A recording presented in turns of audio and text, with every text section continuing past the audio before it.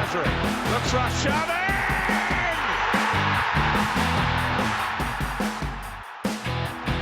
Gabriel Martinelli jusqu'au bout. Oh, il a fait l'exploit de Gabriel Martinelli. Le coast to coast façon NBA pour relancer les Gunners. Hello and welcome to this week's episode of the Kenyan Gunners podcast with me, Omar Bashir and Ahmed Banafa. As always, Ahmed, good evening to you. Good evening, Omar. How are you doing? How's everything? I'm okay. I was in traffic today, as you might have known. Traffic today on Mombasa was absolutely crazy. I don't know. It's with the curfew. It's to do with curfew, right? It's been brought to 8 p.m. now, so I think everyone's trying to rush home earlier. So it doesn't matter what time you leave, you'll still get traffic. Makes sense, because during the day the road was actually quite clear because I passed through it several times on work-related issues. So it was crazy. But I think what you're saying makes sense. Maybe people going back at home, trying to get home before the curfew and all that. No one wants to be caught out because I heard, I don't know if this is actually happening, but I heard that now the government is punishing people who flouted these rules with community service, a week's worth of community service. I don't know how true that is, but maybe that's why, there's this rush of people trying to run back home, Mayhaps. I mean, maybe there are people who used to go home from 8 p.m. Now they have to go home 2 hours earlier. So I don't know. Yep. Yeah. And it was crazy. I don't know if that's how it's gonna be. I have to figure out another route getting home. But apart from that, I've been okay. How has this Interlully treated you? Wow, I gotta say, I miss Arsenal. I miss the drama. I miss I miss everything really Arsenal, and it's been very quiet on the Arsenal front, which makes me miss it even more. There's not been that much in terms of like content from them that I've seen. Yeah, but. Yeah, I'm really missing it. It's been very boring without Arsenal, to be fair. It has. There's nothing at all, actually. No news at all relating to Arsenal. There's I normally read the training videos. Yeah, a couple of training videos. That was like last week, was it? Yes. Yeah, you watch it for 7 minutes, then okay, you've got like 23 hours and whatever minutes left to find something else to do. So it's not been ideal as such. I read the blog from Blog today. He writes a daily blog, and it was very funny. It started along the same lines. There's no news, so I'm just gonna do what happened today in various years. So like on this day in 2003, this happened, and so on and so forth.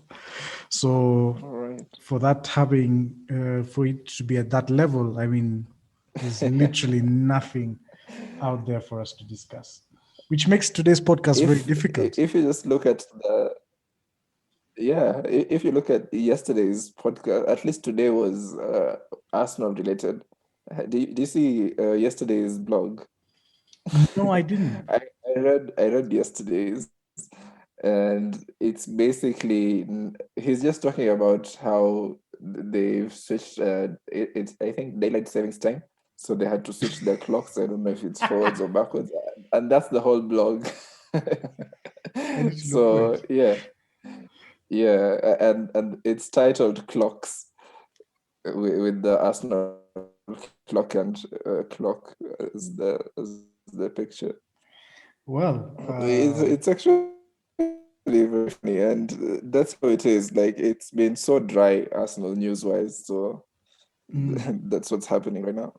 I wonder whose job it was to turn the clock on the clock end. Anyway, we had a difficult time coming up with a topic Yeah. for this week's podcast. And we eventually settled on squad building because I think we're at a point in time in terms of this club and this squad's development that we need to.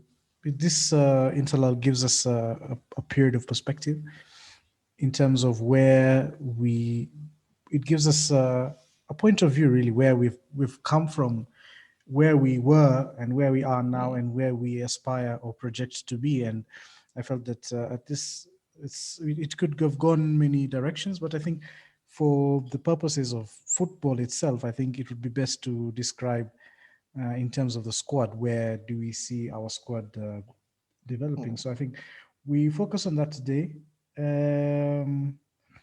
But first, I mean, the evolution of the squad since Mikel came and where we are now, how, I mean, lots of players have left.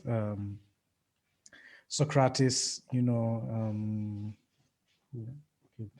I say lots of players, and then all of them disappear from my head as soon as I say it. Mustafi, Oh, the others, to be fair, are on loan. We have Mesut Ozil. Yeah. Mustafi. Oh, yeah, God. very many players actually. Yeah. Ramsey.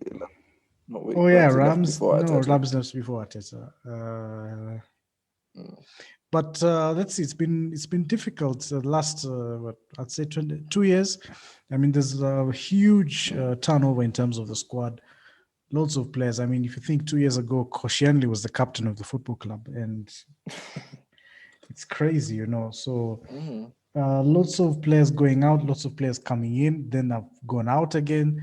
So where do you think where we've come from? Is it how? I think it's positive. I think we can all agree that it's positive. But how positive do you think it is? What's on the positivity meter? Where do you want to put it at? I'd say, it's actually really interesting because we talk about squad evolution, and it's hard to place it on a number or on a scale of like on a positivity meter. I'd say overall it's on a positive note, but I wouldn't say like I'm as happy as I want to be, or as we as Arsenal fans should be at the moment, because there's still quite a way to go. But there has been some very decent progression that can be seen on and off the pitch as well.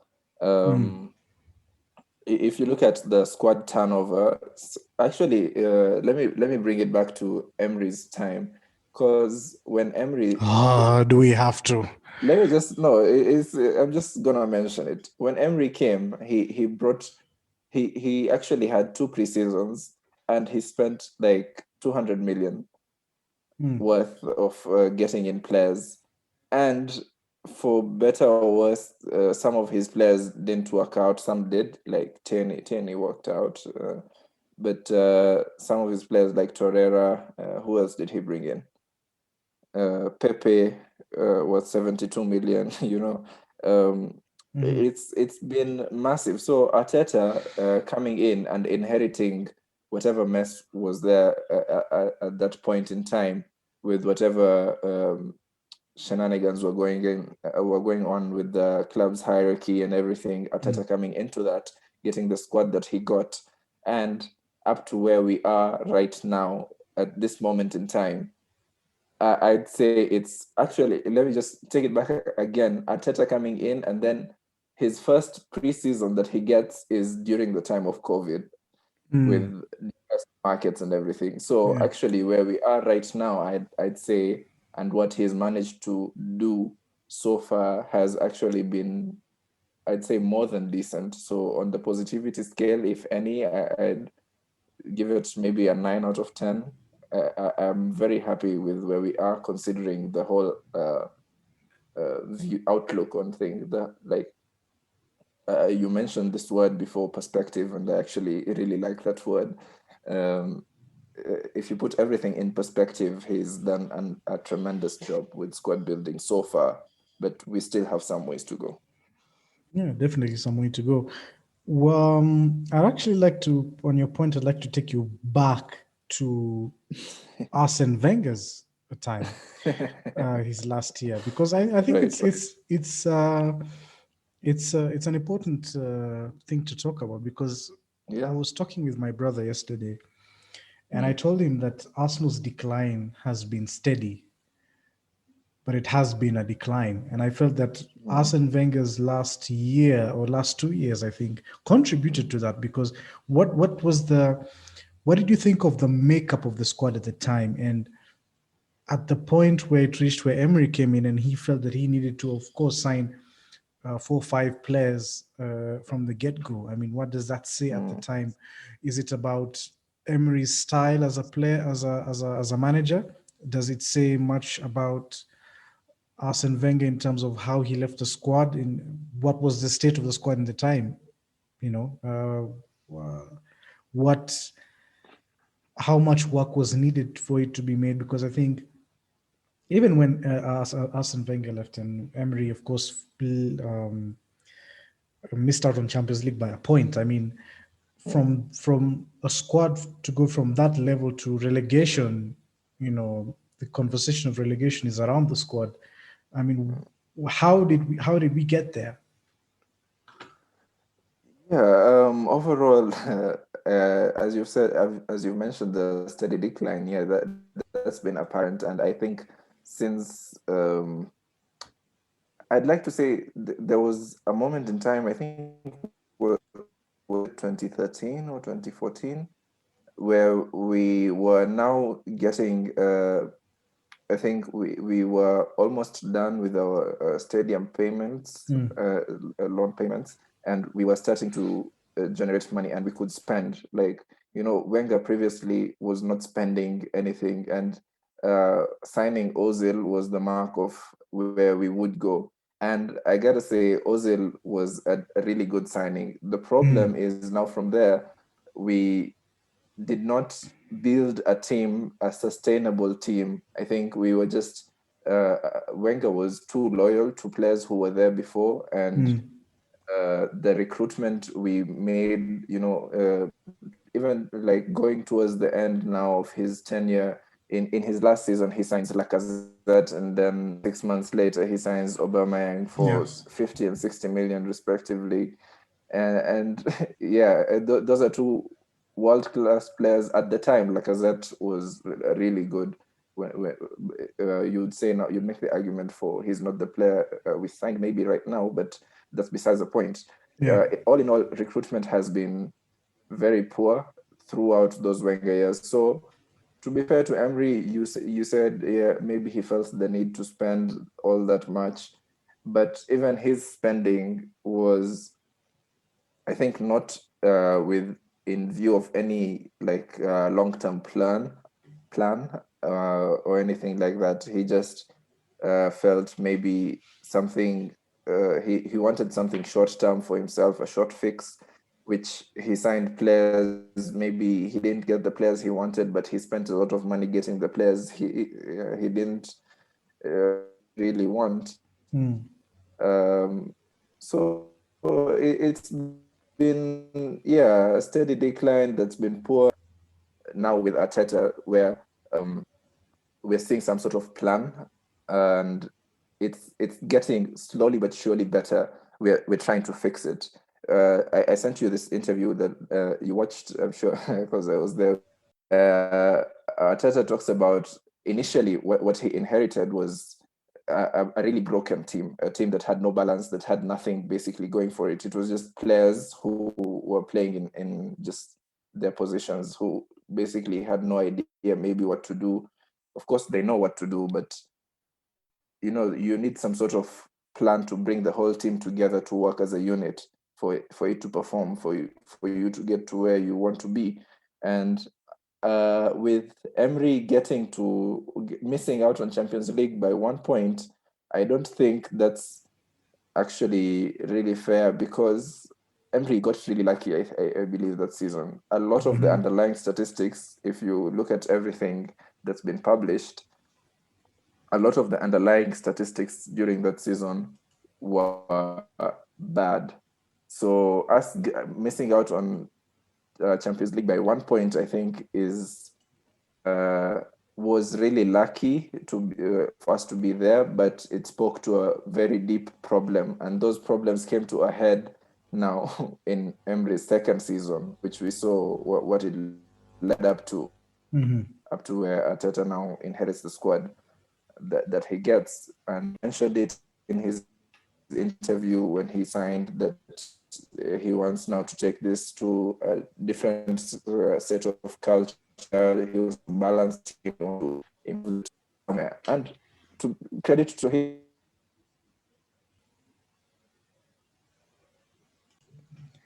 Apologies to the listeners. We're trying to lost some communication. Ahmed, are you there? Yes, I am now. Okay. Is it better now? Yeah, much better. Where were we? Talk about Mikel Arteta and where he progresses the team, how he inherited the team, and what he's trying to do with it. Yeah, I was saying, I don't know if this part was it was in or not, but I was saying what he got, and he mentioned in his interview, in his opening interview, that the team he was trying to build was like the culture that he was trying to set at the club in general, not just the squad itself, but even in the hierarchy. And to be fair, like we'd seen a lot of changes at the hierarchical level as well, which affected the squad building.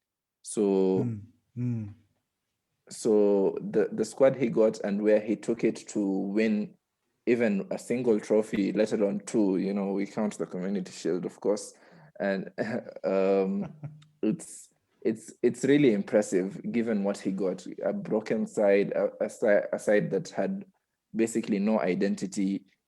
They had no idea how to play. There was no set formation, and he took that, and he took that to maybe, with the expectation around the club, you expect it to be at the top level, but we were really broken, and this decline had gotten us to a point where it was not sustainable, and these were the fruits that we bore, basically.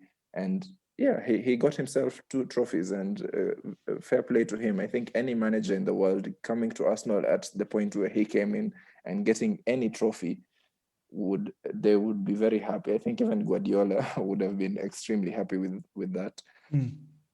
Yeah, and then now we watched this interview just a while back before recording his most recent interview, where he talks about now the next level after when he wins the trophy, and the kind of squad building going on right now he was trying to get the team balance right. And given all the turnover that we had, we've, I think, let go more than 10 players. And we've also brought in some new players who, like Thomas Partey with injuries, hasn't been able to work out. And that's an Arteta signing, who else? Arteta really hasn't had much to go on with.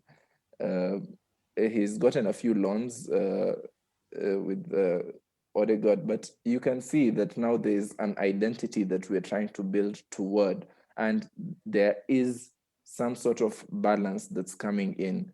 I remember in our podcast, we used to talk about how us playing with a back three was to like show up the defense, get the players to understand those roles that they were supposed to play. And in the end, maybe we would see a shift towards a more attacking style after we had gotten our basics right. And we used to talk about this a lot in our earlier podcasts, and it was frustrating, but that's basically how I think it's the best way to build a long-term squad, a sustainable squad that even after Arteta departs, there's some structure going on in the squad, and this team won't be lost, and I believe that's what we're seeing right now. These are the growing pains. if you look at the results right now, we've been quite inconsistent. We've had some really good games. We've had some really poor games. And to be fair, now it's actually come to a point where we are really good in games, but we have moments where we are not good, where we are actually quite poor.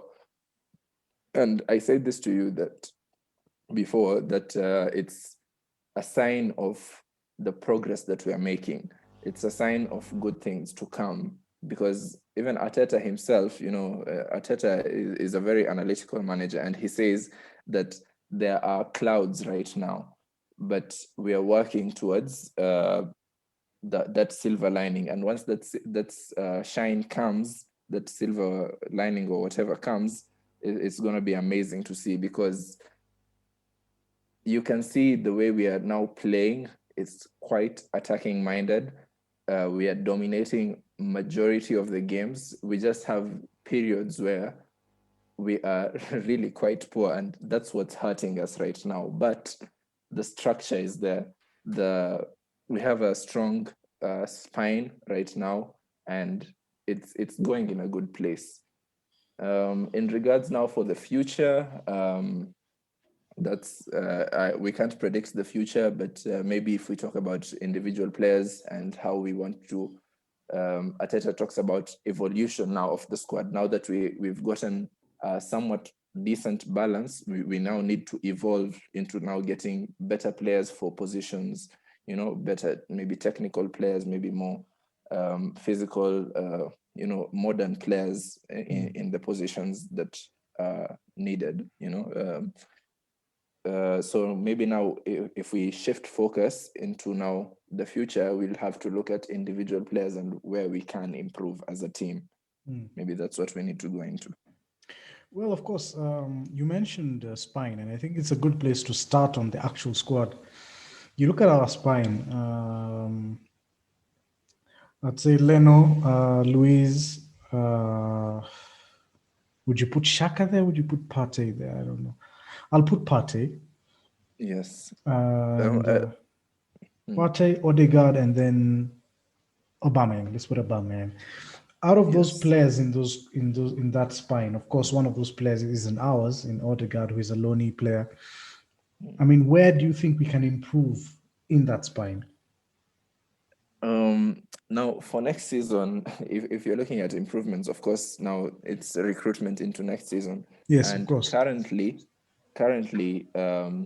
I really wish Odegaard would stay in the team, maybe even as a loan extension, or if we can, we should sign him permanently. But yeah, Odegaard, if he can stay, he should stay.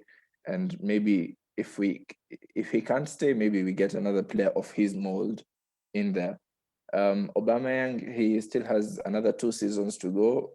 Maybe Lacazette is the one leaving, so I'm not too worried about that right now. It's not an urgent fix that we need. Do you think? Sorry to cut in. Do you think Lacazette will leave in the summer?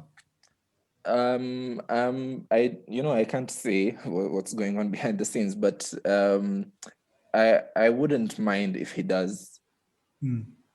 That's my opinion of him. Like, I think if we can get any money out of him, because he'll have one season left with us, so I think if he can't leave, I wouldn't mind as much. But then we would have to get someone else as backup to Aubameyang. But yeah, that aside, like I said, it's not really a huge area of concern at the moment, the striker position. The central attacking midfield, I've already mentioned that. Now, Partey is a signing for the next maybe three years or so. So even there, I'm not so worried. You mentioned Luis. I'd actually like to mention Gabriel and Saliba. So yeah, but we actually have. Yeah, I know Saliba isn't playing right now, and Luis maybe is our senior most player. But if you're looking at the future, of course, I'm not expecting Luis to stay. There's rumors of an extra contract. Maybe he'll be given to maybe stick around, help the other younger players, fit in, maybe help them like take on a more coaching role, a player coach sort of. But maybe if he does get that and he doesn't get that much footballing time next season, I wouldn't be worried. But if you look at the future, the spine is set with Gabriel there right now, and whoever's on the right centre back slot, whether it's Holding, whether it's Saliba, we also have Mavropanos. Yeah. we actually have a lot of defenders who are there, and the signs are that it's good. And of course, Leno at the back can still give us maybe another couple of seasons at the least. Yeah, he just turned 29. So, I mean... Yeah, for a keeper, that's actually quite young. So, yeah, at the least, maybe another 2 years. So, again, there, I'm not too worried. So, we actually have quite a decent spine. Now, it's around that spine where things need to maybe get better. And all right. improve. I mean, let's stick at the back. I don't think there are any qualms with Kieran Tierney. Perhaps maybe future captain. Yes, I think so. Perhaps maybe the qualms with that position is that Kieran Tierney plays too often because we do not have a replacement. I mean, we know what Kolasinac was for us, and I don't think Arteta was too keen on getting more of that. He's gone on loan. I don't know. He comes back. I don't know if he's like 1 year left on his contract, or does it expire this summer? I'm not sure. I think it expires. Either way, I don't think there's a future for Kolasinac at the club.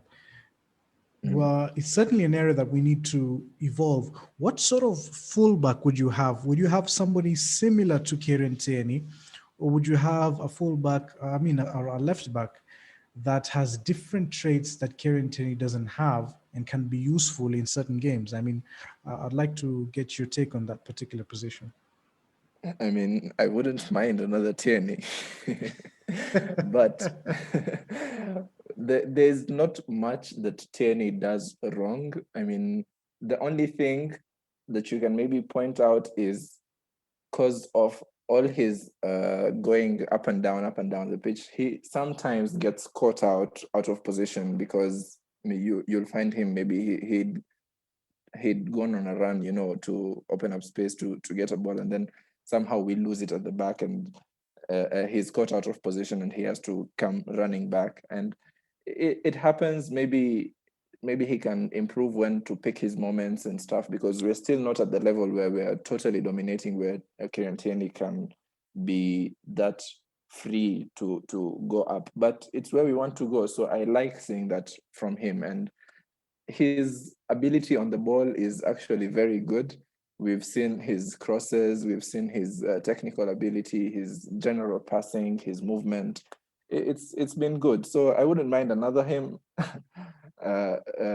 It would give him a lot of competition. The ideal would have been to get a youth prospect from the academy to back him up, where it's not so much a problem with playing time and everything, because that's what the youth team is there for. But I don't think we have any that I know of, because I have to qualify that statement, that I know of, because I'm not too sure that we have a decent left back to back up that position. Otherwise, we'd have seen him already from the academy. So we definitely do need some sort of backup.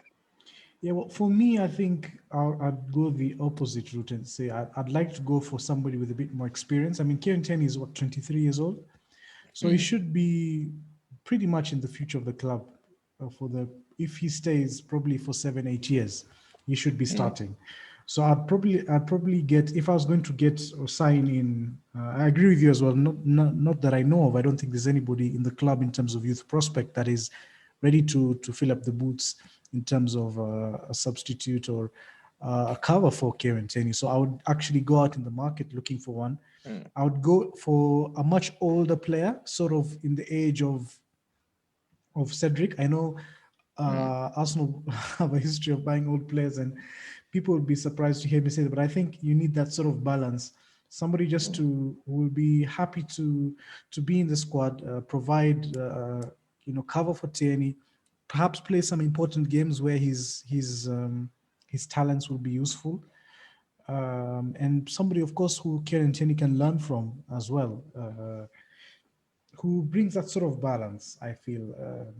somebody in the region of 28, 29, somebody who can threaten Kieran Tierney, but just to up his levels, but not to completely take over that position, which I know at this point is quite difficult. But I mean, we got somebody like Cedric. I think Cedric is the perfect example on the right-hand side in terms of a backup right back. I think that's a perfect example of somebody who's an international player. He's 29 years old.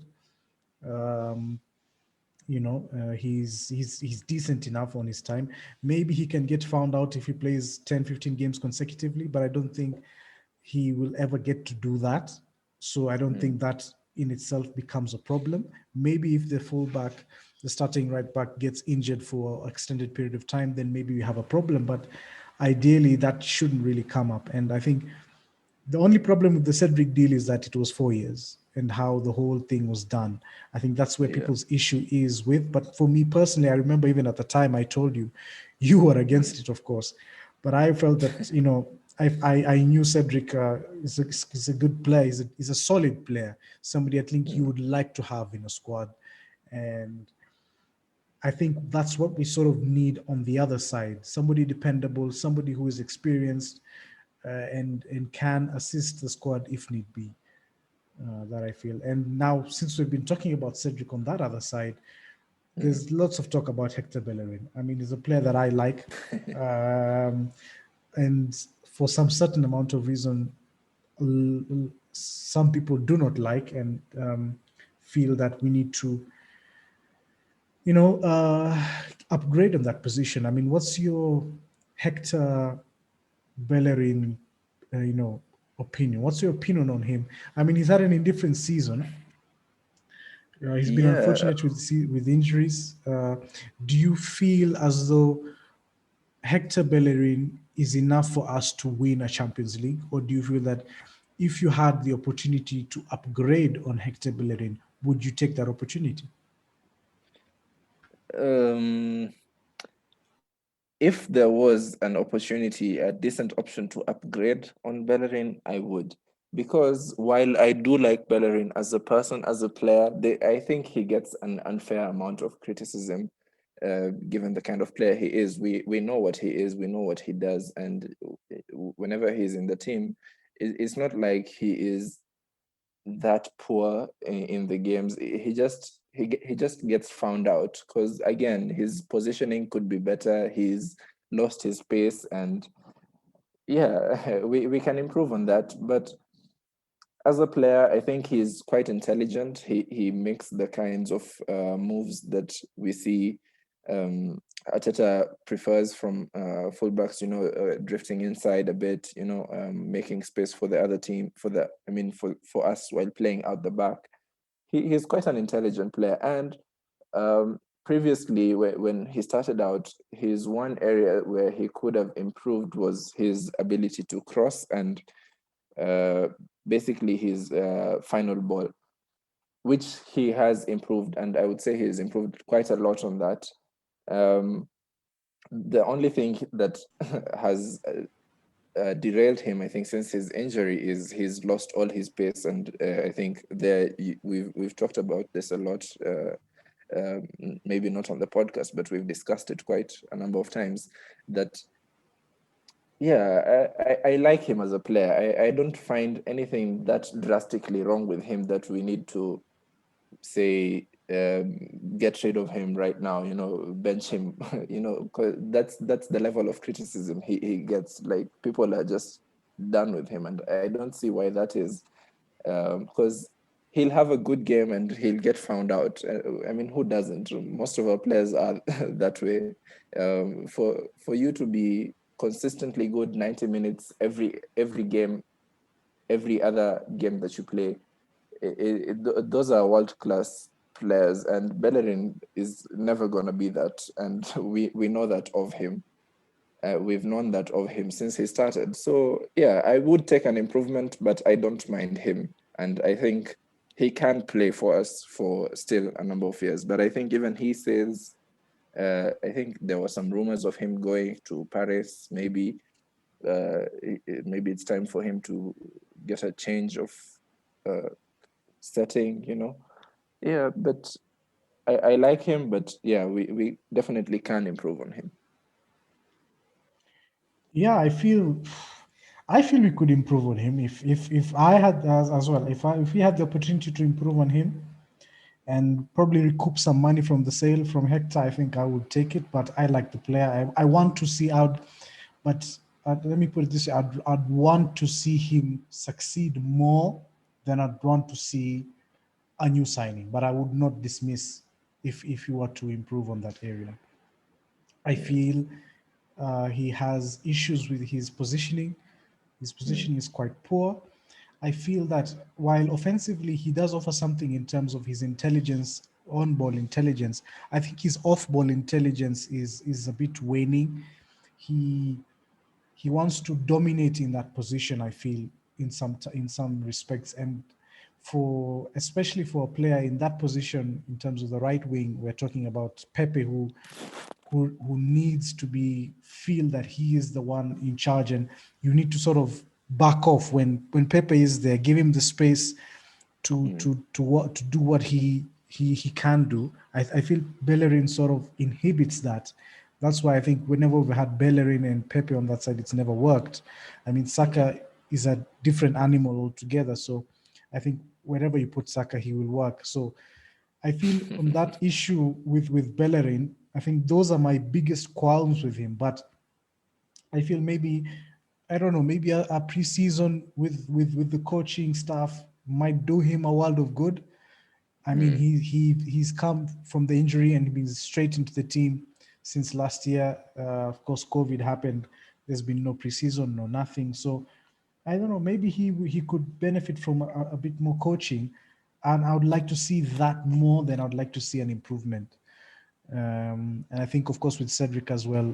There, I think for the next 3 seasons, I think the only issue there is with Hector Bellerin. Of course, there's the issue of Maitland-Niles. I don't know. I think maybe the writing's on the wall with him. Yeah.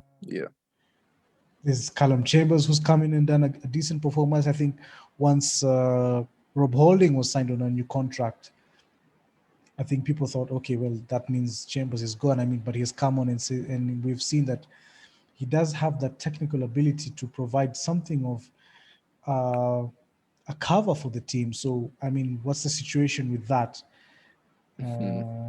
So it's a bit interesting. With the right back situation, I think we are more than set.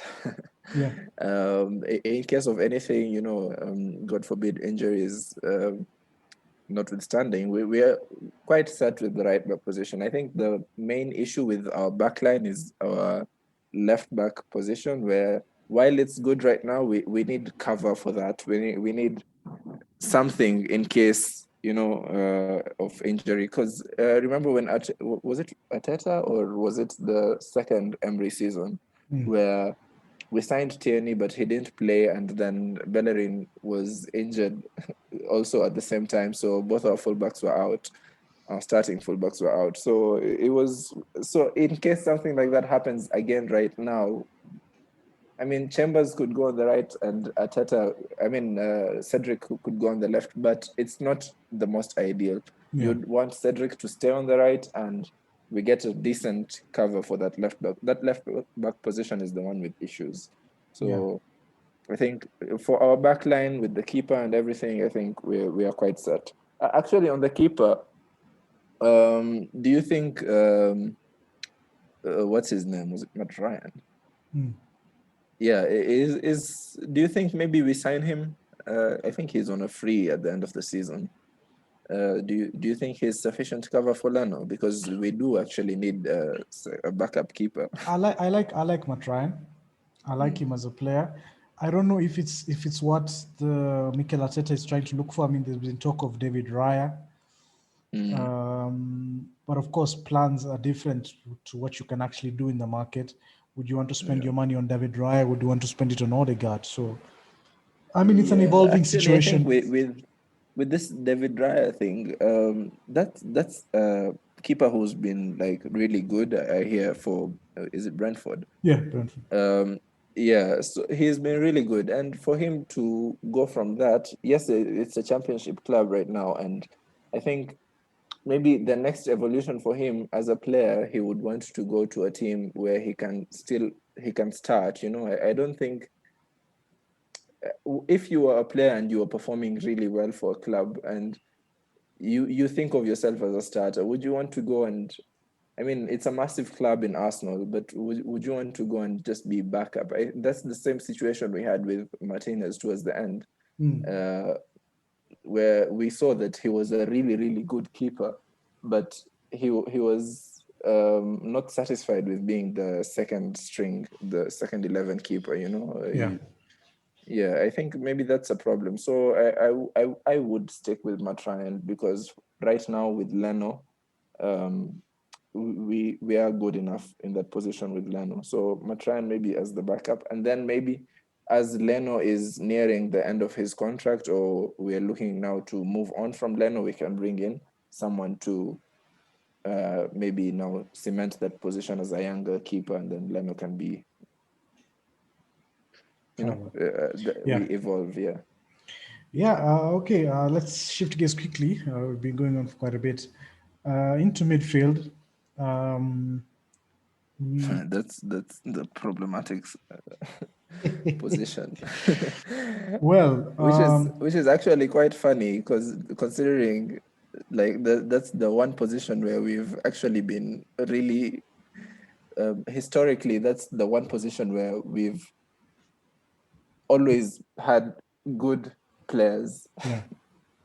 Yeah, and right now it's totally the opposite. So yeah, let's talk about the midfield. I mean, okay, let's talk about the people who we don't want in the midfield. I think that makes easier sense. I mean, Guendouzi, I think he's going to go. He's had an indifferent season. I don't see a future for him here. Yeah, he's had an indifferent season at Hertha Berlin. I saw a few weeks ago, I think, issues to do with indiscipline. I mean, it's a player who I think is a fantastic player. He's got great ability on the ball. He's got a great desire. He's got great lungs on him as well. He can really run all over the pitch. Maybe a bit to do with the positioning. I think his positioning is poor, but I mean, that can be taught with time. But his positioning problems are to do with his character as well. So, I mean, it didn't work for some reason. I think Arteta already has put his famous non-negotiables. It didn't work out for him. I think he's going to be sold in the summer. Lucas Torreira, I really feel sorry for him. I mean, for some sort of reason, didn't work out. It just hasn't worked out here. I mean, we thought he'd go to Atletico, he'd play. Atletico's all of a sudden have been, title contenders and have been doing well at La Liga. I mean, when the team is doing so well, it's so difficult to break into the team. So, I mean, I think we had a view with him going there, get some minutes, probably increase his value. But I think probably his value has decreased.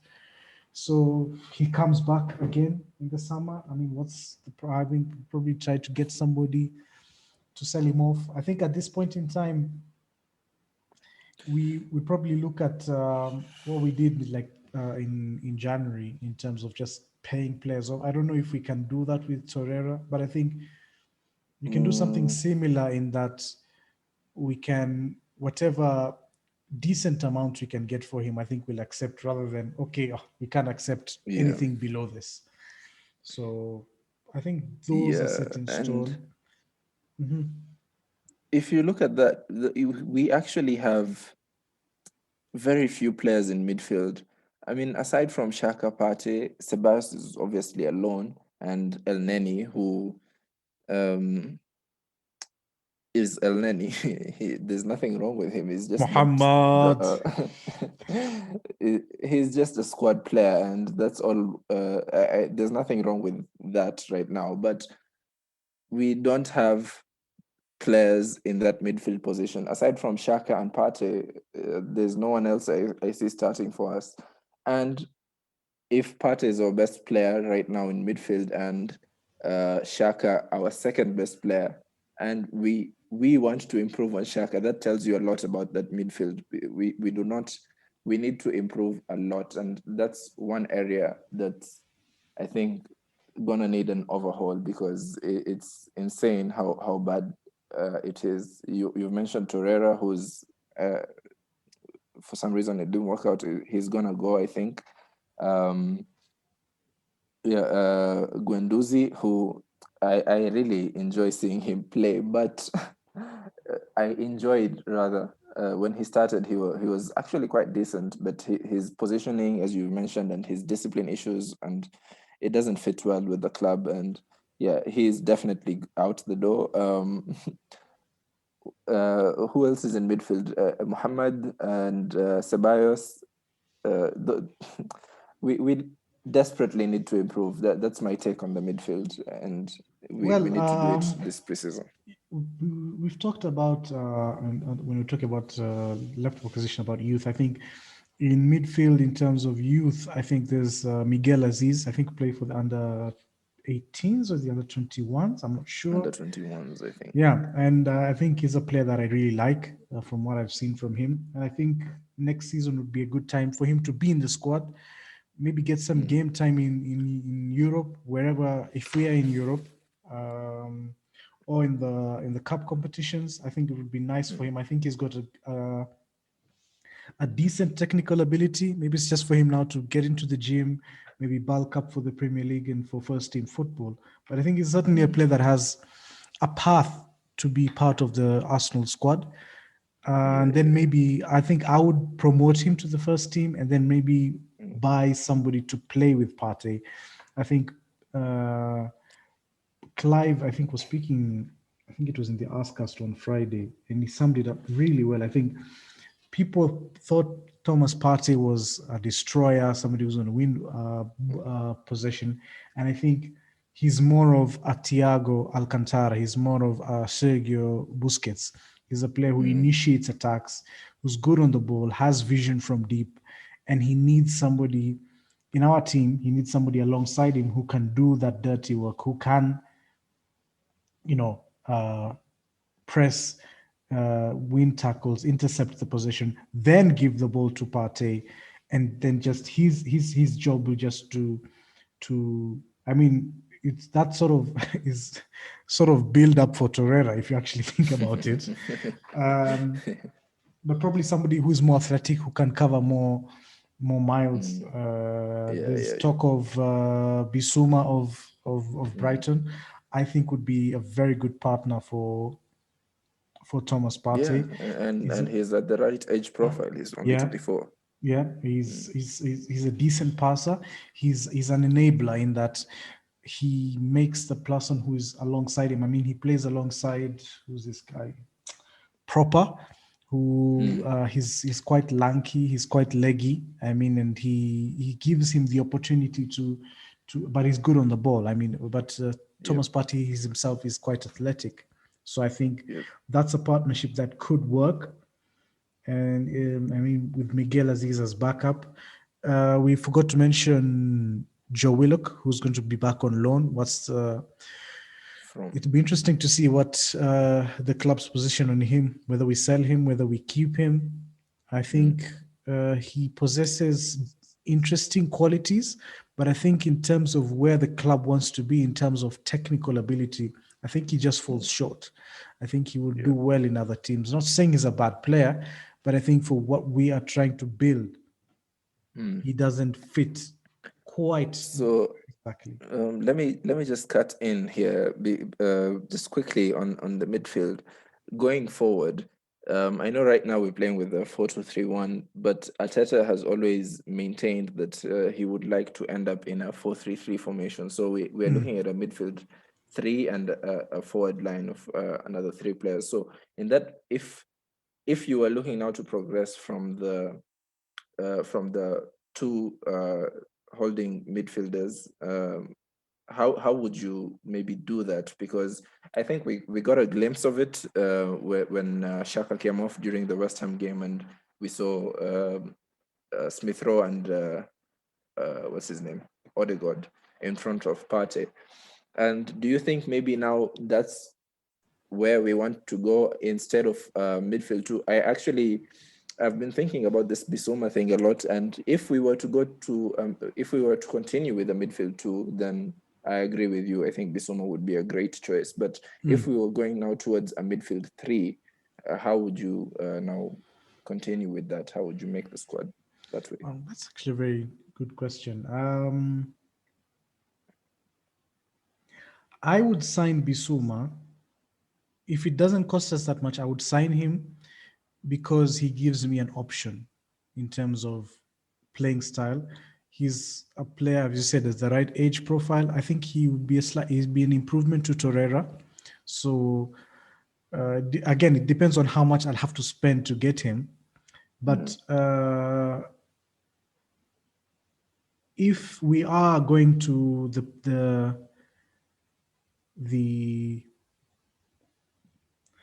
what's this? Midfield three. The midfield three of a 4-3-3 where we have one sitter and two eights. Then I think Bissouma, I think Partey is the one who now has to sit. And then we probably get somebody who, another eight possibly. I think Smith Rowe, I think will need time to learn that position well. I think in terms of the defensive actions, then I think that if we're talking about that front, the midfield three, then I think that brings back the conversation of Aouar. Remember him? Yes. He just popped into my head actually. He's a player who actually plays that. Who actually feel that if you're thinking about a position on the 8th side, if you have Odegaard on the right-hand side of that midfield three, I think Aouar is built to play on the left-hand side and he's an 8 who plays on the left-hand side. So maybe you look towards that position and think, okay, can we work on that? Whether that's what dreams are made of. Yeah. Whether the bridges have already been burnt in terms of the Aouar deal, because I think the issues were to do with the agent fees. Lyon are having a very good season. Actually, I think they're in the title race, if I'm not wrong. So, I mean, it would be interesting to see how I think the talk on Aouar has very much cooled down. I think all focus is on Odegaard. So it will be interesting to see. But if we are focusing on that front three, I think Emil Smith Rowe has to be part of the conversation.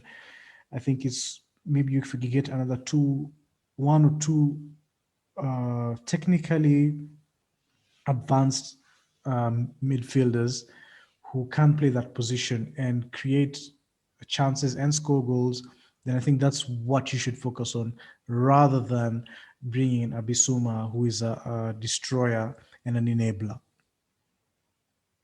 Yeah, it's actually quite a tantalizing prospect if you think about a midfield three of Partey, Aouar, and Odegaard. Yeah, and Smith Rowe on the bench. That's crazy, man. And yeah, that's what dreams are made of. You can only wish for those things. I don't think we can get all of them, but yeah, if that's the direction we're heading, Smith Rowe, I think maybe this is the thing we were talking about. Arteta talking about squad evolution now, getting better technical players to play the positions where he envisions for them, And it's going to be interesting. I'm really excited to see what we do in the summer because of this particular reason. And moving forward, I think with the forward line, aside from Aubameyang, who I believe is going to stay as our main striker, the right side is set with Saka and Pepe. What of the left side?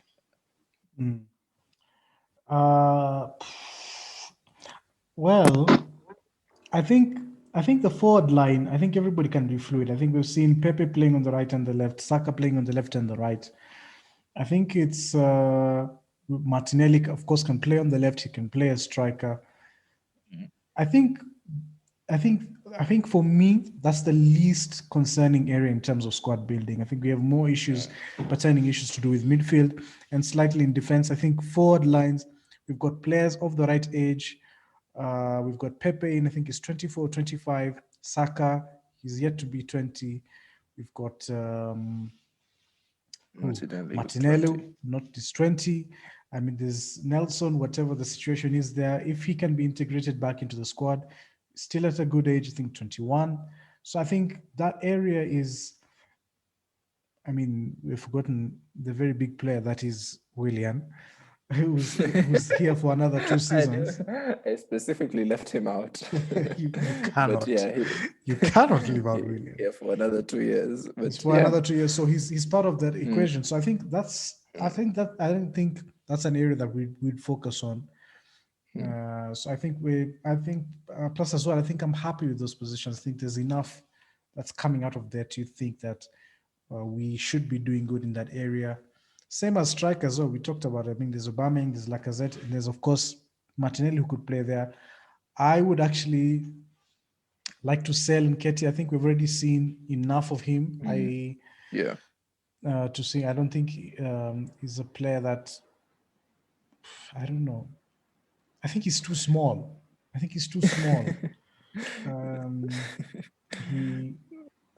It's just if not. he hears that's gonna bring back bad memories from him, because that's what he was told when he left Chelsea to join us. Yeah, I mean, unfortunately, but it's the truth. I mean, he's very single-faceted about his game. He's a very good 18-yard box striker. I don't know, maybe that's what we will evolve into with all those technical players around. But I think at this moment in time, we need more from the striker, and I think he doesn't quite get that. Plus, I think with Martinelli, you have a higher ceiling. I think Balogun has a higher ceiling compared to Eddie. So it's just, I think I would, if speaking of Balogun, if I was to choose between Balogun or Nketiah, I would invest in Balogun, although I've seen very little of. I think if you watch him play, he has more to his game than Eddie, and I think that would make me choose. It's nothing to do with Eddie. Yeah, Balogun seems a more complete striker, even more complete than I think he has the qualities of Lacazette and Aubameyang in one player. And that's the kind of striker that we need. So if a player was to, if we were to evolve now from Aubameyang in the future, I think Balogun would be a great option. Martinelli as well. Martinelli is a really, really great option to have as well. So yeah, I think I agree with you with the attacking positions. We have a pick of the bunch there. We're not we don't have that big a problem there, so I think we can handle another season of that forward line as it is right now. So yeah, there's our squad in general. Yeah, we just have to wait for Sama and AFC Bell and his tweets, and hopefully things work out for the best. I don't know. I think we should end it there for part one. We've been going on for quite a while for part one. Unless there's something else you want to discuss in terms of the squad? In terms of the squad, no, not really. I think we've covered everything that needs to be said. All right, then. Let's leave it there for part one, and we'll be back with part two right after this.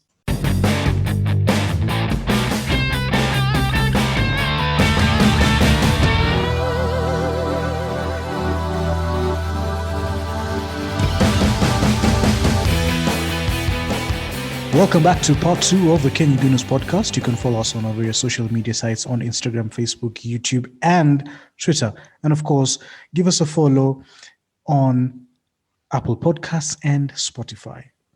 I'm slowly getting back to the groove. Hey, okay. Part two. Is it not like riding a bicycle? I don't know about that. I mean, how can you forget to ride a bicycle, though? No, I'm saying as you're getting into the groove, shouldn't it have been just like riding a bike, you know?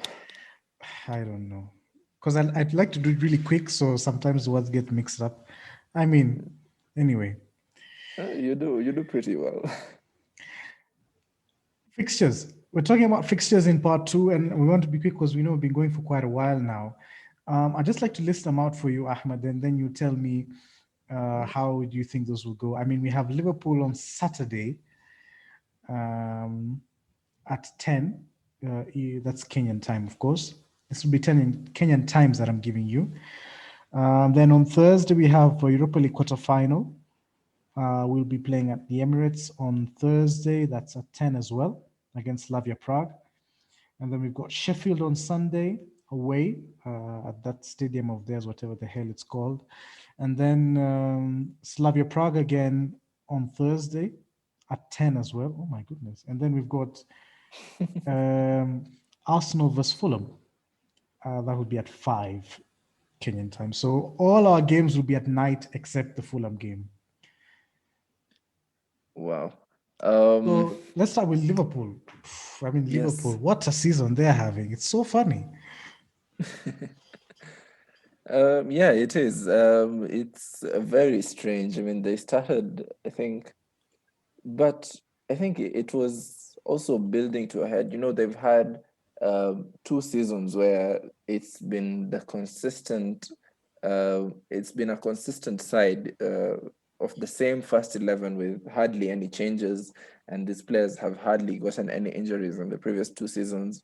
So I think it's a culmination right now of fatigue, of lacking a preseason with injuries. Talking about the injuries, I read an article, very funny, on The Athletic, and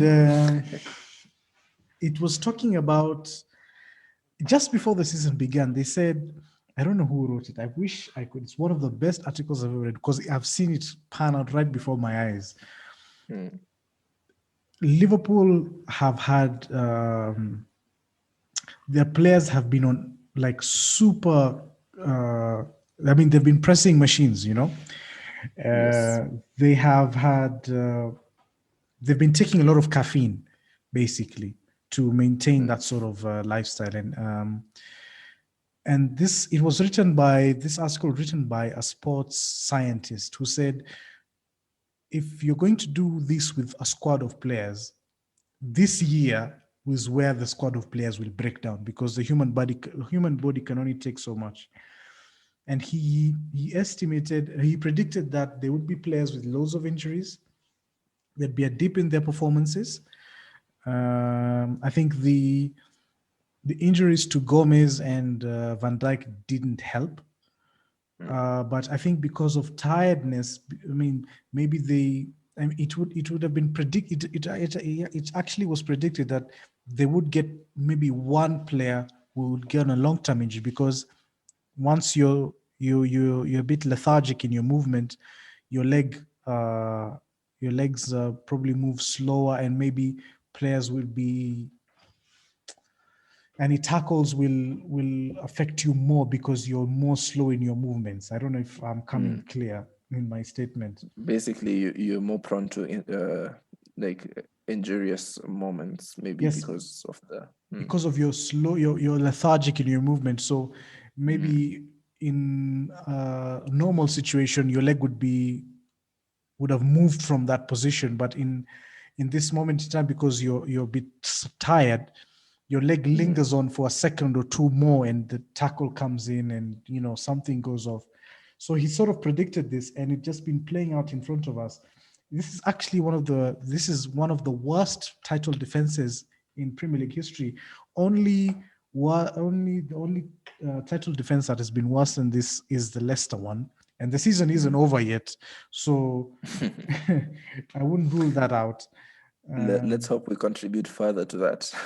Yeah, I mean, how do you think that will go now? I mean, with how Liverpool have been, I don't know how the squad looks like, so I can't really say. I mean, Jota is back, so that would help. How do you fancy your chances in that? Again, we've talked about this before, and the biggest detriment to us not winning is ourselves again, because actually at the moment we are way better than Liverpool. At this moment in time, before the international break, we were the better team. Even on, if you look at the form table, we were, I think, 4th in the table, and it placed Liverpool on 16th in the form table. So it's actually quite massive. But of course, it's against Arsenal, so you expect them to maybe come out and put on a performance. I am fancying our chances though. I'm just scared of what we can do. You know, that's honestly my biggest worry. Is I believe we have the ability to go on and win the game. It's just Arsenal being Arsenal makes me worried. Yeah, I mean, you can't argue with that, really. And then I think after that, we've got Europa League. I want to talk about Europa League for a bit before we go back to Sheffield and Fulham. We've got Slavia Prague in the quarterfinal. I mean, we did well enough. I think last year we eliminated the round of 16 stage, so we have done better than we did last year. But of course, we need to do so much more for us to feel that we've achieved anything this year. I honestly have no idea how Slavia Prague are doing. I'm just trying to let me Google them. Let me also have a look at that. But I think on paper we should be able to beat them. Yeah, but I'm saying they're first in the Czech league, but okay, they are a decent side. We've seen them knock out Leicester already, and who did they play before? After Leicester, Did was it they? Rangers? Are they who knocked out Leicester? Who did? It was I think so. no. Slavia Prague faced Rangers. That's they eliminated Rangers the last round. I think it was Zagreb who eliminated Leicester. And yeah, but they eliminated Leicester. They did. Slavia Prague. No, Slavia Prague eliminated Rangers. Eliminated Leicester. Also Leicester. Really? Yes, they're the ones who eliminated Leicester. Yeah, so that happened. So they are a decent side. So they're unbeaten in the league. Are you serious? Yeah. Of course they are. 24 games, 20 wins, 4 draws. You just know that's going to be mentioned about 100 times during the game. So yeah, that's going to be annoying.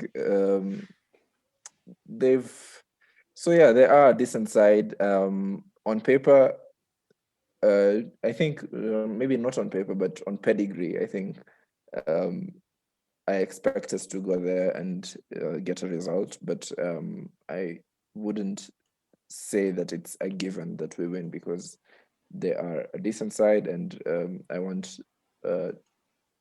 don't want us to show them as a team. I don't want us to show them that much respect that we give to sides, maybe, but as a fan, I respect them as a team where they have come. So I mean, for them to be here at this stage right now, it shows they are quite a good side, and of course they've already beaten a Premier League team. So yeah, we should win, but I'm not gonna count my eggs yet. Well, I would like us to obliterate them in the first leg. I would. We have history. You actually brought it back to my mind. The 7-0 win against them. So yeah, that would be very nice to see. And actually, because of the politics surrounding them, you know, they've I actually saw they're quite a racist club. So because of that, even more so, I would want us to destroy them, annihilate them completely. But yeah, again, Arsenal being Arsenal, you know, that's basically we can win every other game that's in front of us from this moment on. It's just I don't think we can sustain that level of performance. So if we can choose our moments and be clinical and do our stuff right, I think we definitely should win. Yeah, I really want us to. I mean, it's 2 big games in a row as well. I mean, but the good thing is the Liverpool game is on Saturday, so we've got enough games to recover from that. And then there's Sheffield United on the weekend. It's away from home under new management, so I think it'll be a bit tougher, but I think we should be able to win that game. Then Slavia Prague again. Then we've got Fulham. I just want to focus on that this fortnight. I think it's easier to especially with Europa League involved, it's easier to look at fortnights than to go ahead. I think if we can get through that fortnight unbeaten, I think that would be nice. It's gonna be massive. I would love. I think Fulham in a good vein of form. It'll be a difficult game, but we're home. I think we should be able to do that. Sheffield at the bottom club, we should be able to beat them, home, away, or wherever that we're playing. I think Slavia Prague, if we can put the game beyond doubt in the first game, I think if we have a 2 or 3 goal margin in the first leg, I think that would be really nice. Of course, beating Liverpool would be excellent.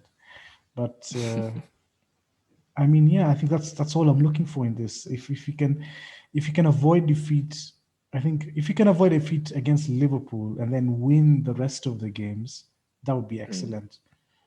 I would be very, very happy with that. Yeah, I'm with you on that, and I don't think there's much to add on that. It's exactly what I would want. Yeah. So next game's on Saturday. Let's see how players come back. Just a quick before we go off. El Neni has scored for who is this? Egypt. Oh, that's nice. Let me open it. Is it another wonder goal? Let me open it. Of course it is. It's short corner, played edge of the box. Oof! Wow, he scored it. Of course it is. Wow, this is a really good goal. Steve Round needs to have a word with Thomas Partey. Okay? Does he have any other kind of goal, Muhammad? No, I think there's one goal he scored in the inside the box. I can't even remember which one because all of them are outside. So he takes the ball and he's just at the edge of the box and he actually places it in the top corner. It's not even a shot, but it's quite good.